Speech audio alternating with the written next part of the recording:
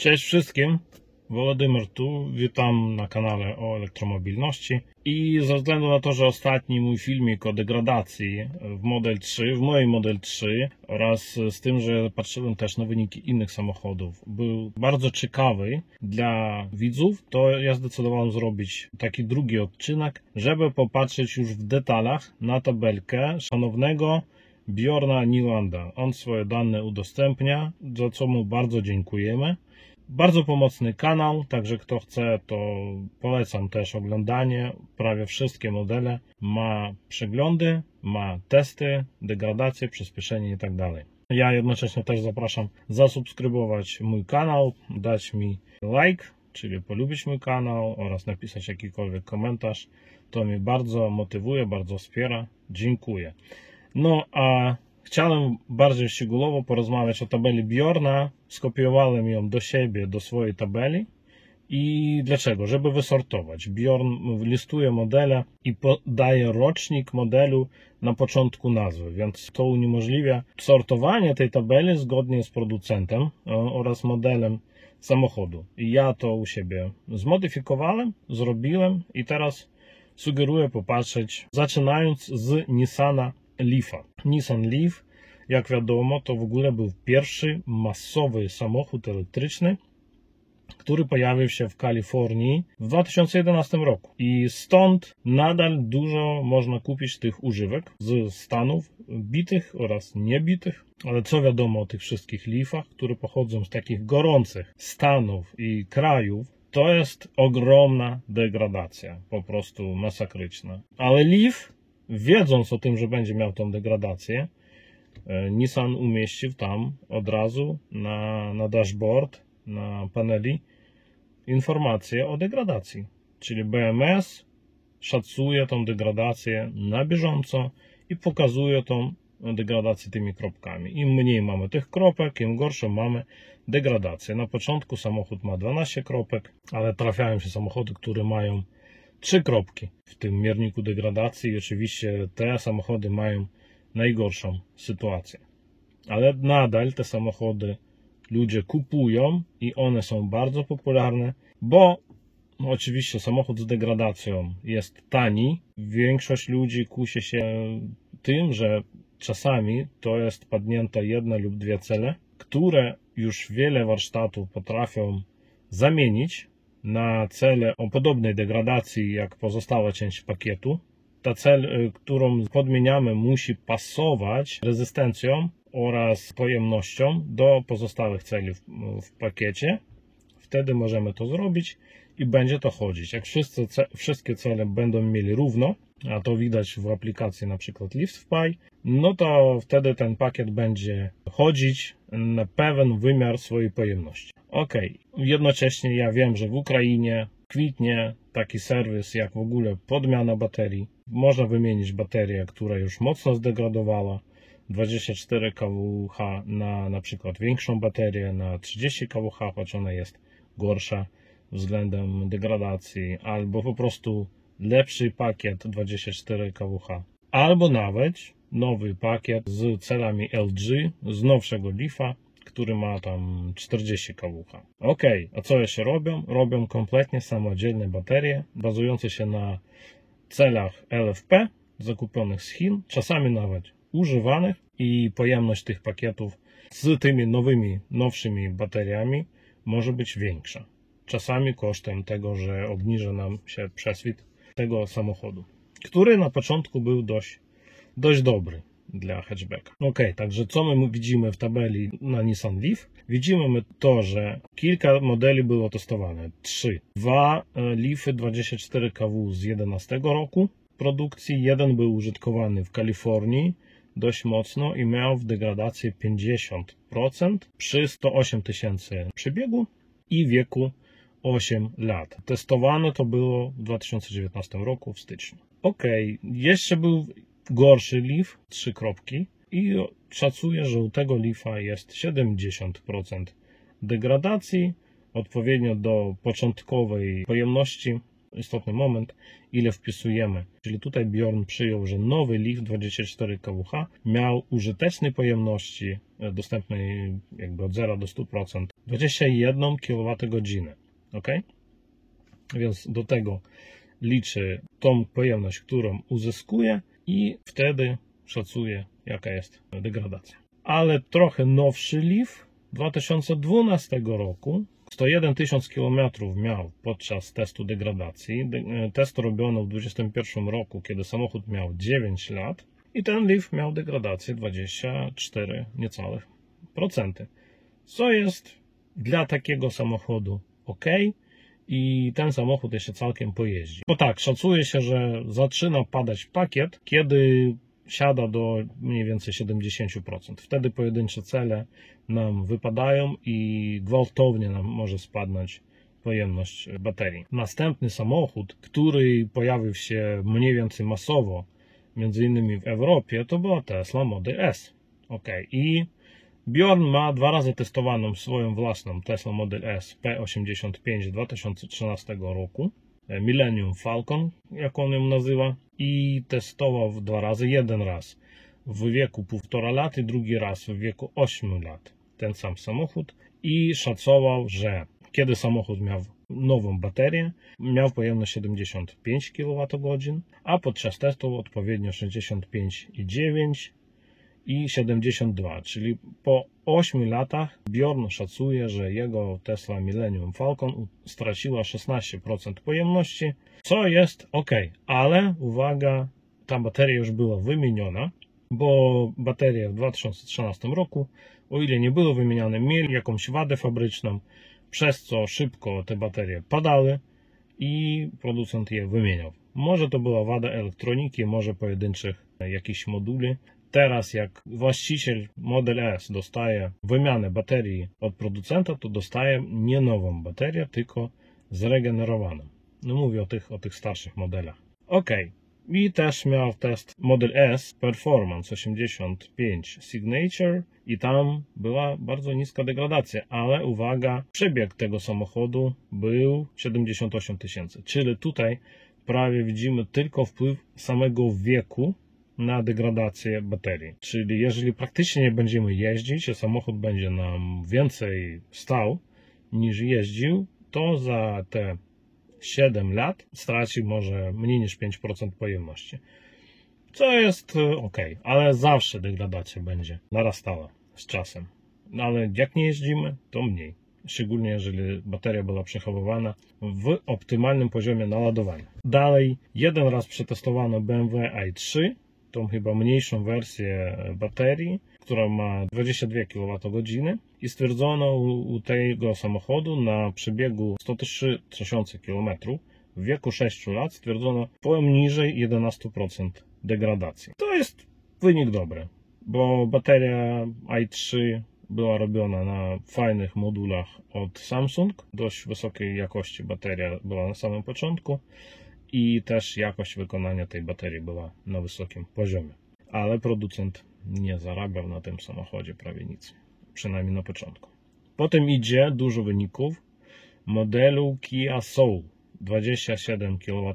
To była pierwsza generacja tego samochodu zelektryfikowanego, czyli platforma spalinowa, dołożyli baterię, żeby dać jakiegoś konkurenta Nissan Leaf. Ten samochód również ma ładowarkę szybką na port CHAdeMO, więc coraz mniej jest ładowarek pod to. Ale ciekawe jest to, że reklama mówiła, że samochód ma aktywnie chłodzoną baterię. Po prostu dmucha się do pojemniku baterii taki wentylatorek i niby się chłodzi, tylko że nie jest to optymalne. Równomierne chłodzenie baterii powietrzem zrobić jest bardzo trudno, bo zawsze jakieś zakątki są, gdzie powietrze po prostu nie dociera. Jeszcze jak nie mamy czujników w baterii wszędzie, szczególnie w tych zakątkach, to BMS będzie myślał, że dobrze wychłodził baterię i jest ok, a cele w jakichś zakątkach tej baterii będą się gotować. I to się odbywa z tą baterią w rzeczywistości. Czyli te Kia Soul z 2015 roku, bo wtedy się pojawiły, mogą nas zaskoczyć wysoką bardzo degradacją, czyli w okolicach ponad 30%. Co nie jest dobrze, Jeżeli samochód jeszcze jest na gwarancji i ma poniżej 7 lat, to można próbować wymagać się wymiany tej baterii od producenta. Jeżeli samochód już jest po gwarancji, bo na przykład ktoś go kupił, sprowadził ze Stanów, no to mamy samochód ze złą baterią, która będzie się pogarszać. Widziałem jeden filmik od ukraińskiego Majsterkowicza, który naprawiał taką baterię, która już w ogóle samochód nie nadawał się do jazdy przez zdegradowane cele w jednym modulu. Czyli musiał to wymieniać. O ile będą dostępne te takie cele na podmianę, to można to zrobić. Po prostu ten samochód potrafi degradować gorzej niż Leaf, bo mając tam 6-7 lat może mieć degradację taką jak Leaf z 2012 roku i ta degradacja może nam narastać. Tutaj w zasadzie do tych samochodów starszych, tak samo jak do Leafa i do Kia Soul, pracuje reguła kupować lepiej samochód z zimnego kraju. Z kraju, gdzie jest zimno, z Norwegii, z północy w każdym razie. Z południa możemy trafić na minę i trzeba uważać. Z Hiszpanii ani Kia Soul, ani Nissan Leaf, z Włoch też, ani na przykład Golf elektryczny, który też miał baterię chłodzoną pasywnie. Nie warto kupować z takich krajów. Następnie idzie pierwsze pokolenie e-Golfa, które było produkowane w 2015-16 roku i tu bateria była takie same deklarowanej pojemności jak u Nissan Leaf, 24 kWh. Bateria była oczywiście od innego producenta i po prostu inna. Ale też to była bateria chyba saszetkowa czy pryzmatyczna, więc nie paluszki jak w Tesla. To jest też istotna różnica, jaki form faktor ma ta bateria. Czy ma w ogóle obudowę. Bo najgorsze baterie są te, które mają saszetkę. Czyli po prostu cała bateria, zawijamy tą taśmę, z której właśnie składa się nasza bateria, zawijamy to płasko, składamy i wkładamy do jakiejś koperty. To jest bateria saszetkowa. Nic nie stoi na przeszkodzie, żeby ta bateria nam deformowała się. Ona tak się rozdmuchuje i wtedy właśnie nam psuje. Więc producenci samochodów potem kupują takie najtańsze baterie i wkładają je do jakiejś struktury, która będzie trzymać te baterie od tego właśnie rozpuchnięcia. Nie zawsze to pracuje, na przykład jak w Kia Soul. No, taka sytuacja. Jak to zrobiono w Golfie, nie wiem. Podejrzewam, że też to mogą być saszetki. W BMW i3 to są pryzmatyczne baterie, ale w obudowie. I ta obudowa trzyma tą baterię i to poniekąd ta struktura zmniejsza degradację. Tesla stosuje te baterie takie, wiecie, takie paluszki, więc tam mamy po prostu obudowę z metalu, która nam trzyma tą baterię, żeby się zbierała do kupy. Ok. I e-Golf ma całkiem ok degradację. Ponad 160 000 kilometrów to był największy przebieg w e-Golf, który przetestował Bjorn. 7 lat samochód miał i degradacja zmierzona była na poziomie 18,5%. Z ciekawostek, Golf ma użyteczną pojemność o 1 kWh mniej niż Nissan Leaf, ale wiecie, przez mniejszą degradację to się robi bardziej ciekawy zakup. Tylko że wszyscy o tym wiedzą, rynek o tym wie i chyba mniej tych samochodów było, więc e-Golf chyba kosztuje drożej w zakupie używanej niż Nissan Leaf. Następny samochód, który jest już bardzo ciekawy z punktu widzenia degradacji i przez to kosztuje drożej, to Hyundai Ioniq 28 kWh.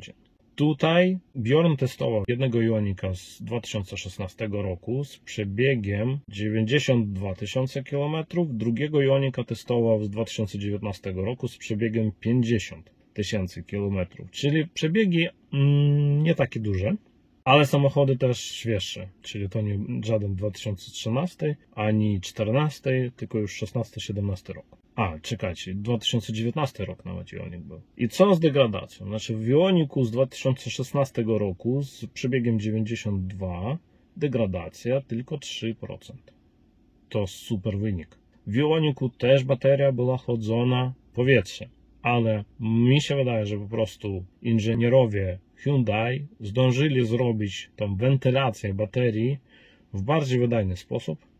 Prawdopodobnie też użyli w potrzebnych miejscach czujników temperatury, więc ta bateria po prostu się nie gotuje. Ona jest po prostu dobrze chłodzona. Nie ma tam podgrzewania, więc zimą oczywiście ta bateria może bardzo wolno ładować, ale jako samochód do jeżdżenia powiedzmy wokół komina używany, to wydaje się być najlepszym wyborem. Z punktu widzenia oczywiście degradacji baterii, bo mogą być inne jakieś wady samochodu, związane na przykład z zawieszeniem, bo cięższa bateria, a zawieszenie od spalinowej wersji może nie wytrzymywać. Coś takiego słyszałem. Ale dobra. Ale co do Hyundai Ioniq, chłodzenie powietrzem, ta wersja starsza 28 kWh, nie było żadnych zastrzeżeń. Nie ma doniesień, żeby to się paliło. Więc z punktu widzenia degradacji baterii jest to polecany samochód. Z punktu widzenia pożaru też to jest polecany samochód, bo po prostu nie było takich doniesień. Więc jeżeli macie budżet na to, żeby kupić taki używany samochód, to już warto wziąć Ioniq. Nawet w porównaniu do nowszego Leafa. Tutaj nie mamy Leafów 30 kWh, które mieli gorszą degradację. I taka informacja też trafiają z południowych krajów, takich gorących, Kalifornia, Hiszpania, Włochy, trafiają Leaf nowej generacji 40 kW z po prostu martwą baterią. Wszystkie cele popuknięte, jest do wymiany powiedzmy dużo, czyli nie da się wymienić jednej, dwóch. Ale jakimś cudem Nissan Leaf za ileś tam lat, z 2011 roku do chyba 2018 roku, nie potrafił zrobić nawet dmuchawy do tej baterii, żeby tą baterię skutecznie chłodzić, i to spowodowało bardzo mocną degradację i zniszczenie tych ogniw w tej baterii. Więc nawet tych nowych Leafów nie warto brać, jeżeli były używane gdzieś tam, gdzie jest gorąco, albo jeżeli były używane przez kierowców, którzy lubią palować. Jechać szybko, potem hamować, rekuperować, potem ładować na szybkich ładowarkach. Bo niestety to wszystko podnosi temperaturę i skutecznie zabija tą baterię. Lepiej kupić taki Ioniq z podobną baterią, ale z mniejszą degradacją. Dalej jeden tylko samochód Opel Ampera E, czyli Chevrolet Bolt z przebiegiem 153 000 km. Produkcja 2017 rok. Bateria jest podobna do Ioniqa, chyba też od firmy LG, też saszetkowa. I wiadomo, że Bolt się palił przy ładowaniu do 100%. Występowała separacja katody chyba i te samochody się paliły. To samo wymiana tych baterii obowiązywała dla chyba Opel Ampera E oraz dla Hyundai Kona, nawet tu świeższego samochodu. Nie wszystkie wersje, zależy od chyba użytych serii baterii, tych serii LG. Ale okej, Ampera i była używana dość intensywnie, była ładowana do 100% zawsze i degradacja, która występuje po 5 latach, to tylko 7,8%. 7,8%. To jest bardzo dobry wynik, więc po prostu bardzo udana chemia od producenta tej baterii. To jest NCM, nikel, kobalt, mangan, ale też proces produkcyjny był ustawiony tak, że prawdopodobnie te cele wychodziły bardzo powtarzalnej jakości z taśmy produkcyjnej. Na dodatek producent dobrze zrobił pierwsze, sam układ baterii. W Ampera E chyba jest aktywne chłodzenie ciecią i w Kona też jest chłodzenie aktywne ciecią. Więc dobrze zrobiony system chłodzenia, podgrzewania baterii. Chłodzenie tutaj jest bardziej istotne, bo ta chemia nie boi się aż tak mocno zimna, jak chemia od Panasonic wykorzystywana w wszystkich starych Teslach. Plus ustawienia BMS-u i brak gonitwy za bardzo wysokimi prędkościami ładowania, konserwatywne ładowanie do, nie wiem, prędkościami nie więcej niż 70 kW, to robi cud. I widzicie, nawet po latach te baterie mogą mieć bardzo małą degradację. Nawet jeżeli to jest bateria małej pojemności, taka Hyundai Ioniq 28 kW, z czego użyteczna była około 26 dostępna użytkownikowi, co jest dobrym wynikiem. Więc jeżeli kupujecie Chevrolet Bolt, który już ma dość dobry zasięg, albo Ampera E, Kupujcie tylko te, którzy przeszli tą kampanię i mają wymienione baterie. No i warto nie ładować do 100%. Ograniczać ładowanie powiedzmy do 90%.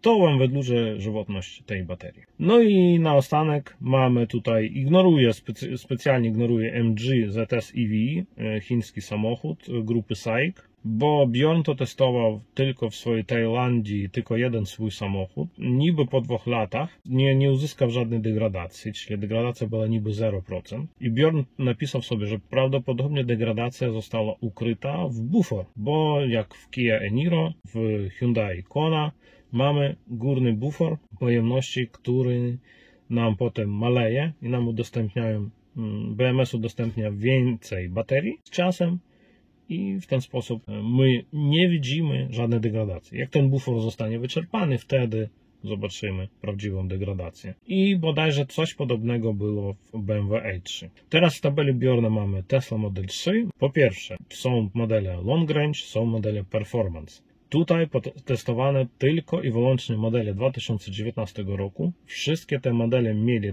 tą samą identyczną baterię na celach Panasonic. Panasonic w Model 3 to większe paluszki. W Model S i Model X i nawet w nowszych Model S i X Plate stosowane są cele Panasonic paluszkowe z mniejszych paluszków. W Model 3 zastosowano inne ogniwa z powodu po prostu linii produkcyjnych też, że Panasonic zbudował linię produkcyjną, która dawała paluszki 21,70, czyli 21 mm szerokość, a długość była 700 mm i te zastosowane w Model 3. Z 2017 roku po koniec 2020 roku wykorzystywane w Modelu 3 były tylko te paluszkowe cele od Panasonic. I blogery twierdzą, że to były paluszki tej samej pojemności. Ja uważam, że cały czas, jak idzie produkcja, producent baterii coś tam polepsza, coś optymizuje, więc 2017 roku bateria w Model 3 Panasonic to nie równa się baterii z 2019 roku, bo po prostu coś już zostało polepszone, zoptymizowane, ale powiedzmy, że Performance i Long Range mieli tą samą baterię. Chemia tej baterii była NCA, nikel, kobalt, glin. I te baterie znakomite są z tego, że potrafią dobrze znajdować się w wysokich temperaturach.